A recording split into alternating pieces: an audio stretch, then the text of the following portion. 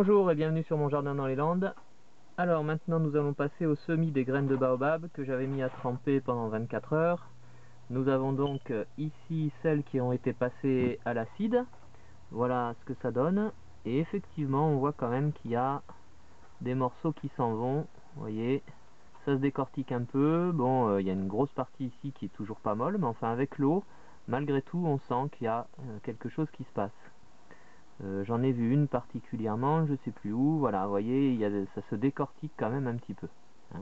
Voilà, pour passer au semis, donc, je vais utiliser des petites alvéoles comme ça, et j'ai compté, je crois qu'il y a 13 graines de chaque, donc je vais mettre dans des alvéoles comme cela, assez profondes, et je vais utiliser un mélange terreux que j'ai composé moi-même avec du terreau que j'avais récupéré, du terreau de pépinière, et que j'ai tamisé et auquel j'ai mélangé du sable. Donc vous voyez, ça donne ça. Voilà. Alors là, il y a en fait, c'est du sable de filtration de piscine, donc il n'y a pas de fine dedans, il n'y a pas d'éléments fins. On voit juste les petits grains de sable qui doivent faire 0,2 mm, un truc comme ça. Il y a quelques petites particules d'engrais parce que c'est un mélange terreux donc que je récupère dans une pépinière. L'engrais ne servira à rien dans un premier temps pour le semis, mais plus tard, comme c'est un engrais à libération lente, il aura une importance pour le jeune plant. Voilà. Ce mélange terreux est tamisé, il n'y a pas de gros éléments. L'intérêt du sable, c'est que il va apporter une qualité de drainage, et en même temps, je pense que le sable va avoir aussi une qualité d'abrasion sur les graines.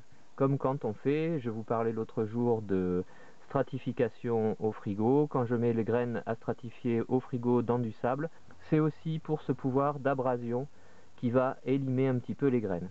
Voilà, et donc je remplis mes alvéoles, ou mes cellules comme on dit maintenant. Hop, je remplis bien, je tasse. Alors bien sûr, il me faut d'autres terreaux.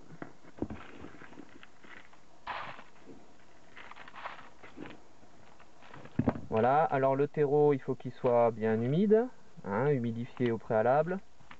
Voilà, on tasse. Et voilà ce que ça va donner. On arrase, on fait comme des petits poquets. Et maintenant, il faut que j'y mette mes graines. On va rendre ça propre. Voilà, et comme c'est de la grosse graine, bien entendu, il faut quand même l'enterrer. Donc, plusieurs solutions, hein. On peut faire ça, petit trou. Alors là, j'ai un tassement au fond, sinon avec une baguette. Hein. Et là, vous voyez, je fais des poquets.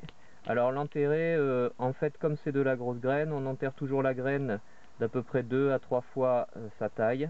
Donc là, vous voyez, je vais mettre, là, elle fait à peu près 1 cm. Ça dépend de la taille de la graine, bien entendu. On est à peu près à 1 cm, je vais mettre 2-3 cm. Et je vais recouvrir à nouveau de mélange terreux.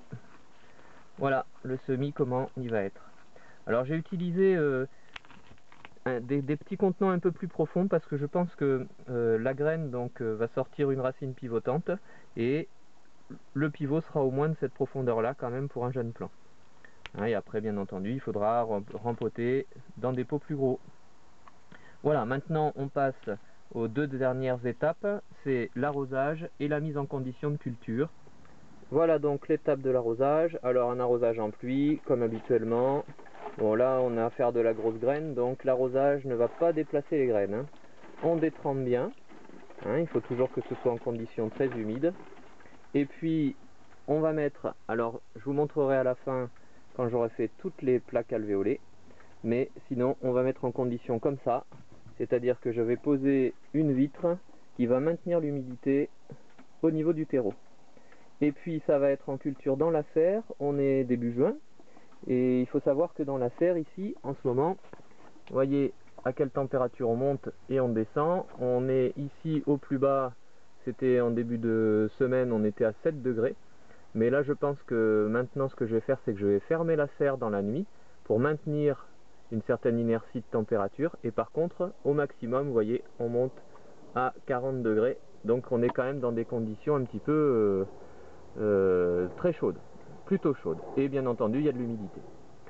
Voilà. Voilà, alors toutes mes graines sont semées, j'ai identifié avec une étiquette bien entendu pour pas me tromper, comme ça je saurai lesquelles ont été stratifiées à l'acide et lesquelles ont été grattées. Et j'ai mis ça tout en bloc comme ça, de façon à avoir quelque chose d'uniforme. Voilà, et bien entendu on va arroser en pluie fine.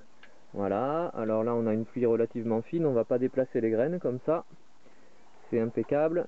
Il faut vraiment bien détremper, parce qu'après je vais mettre ma plaque, alors en plexiglas, là en l'occurrence ça pourrait être du verre, ça pourrait être une minifère un peu plus haute, mais bon, moi là je vais poser ça comme ça, et comme j'observerai régulièrement, je verrai si les graines germent et sont gênées par la plaque.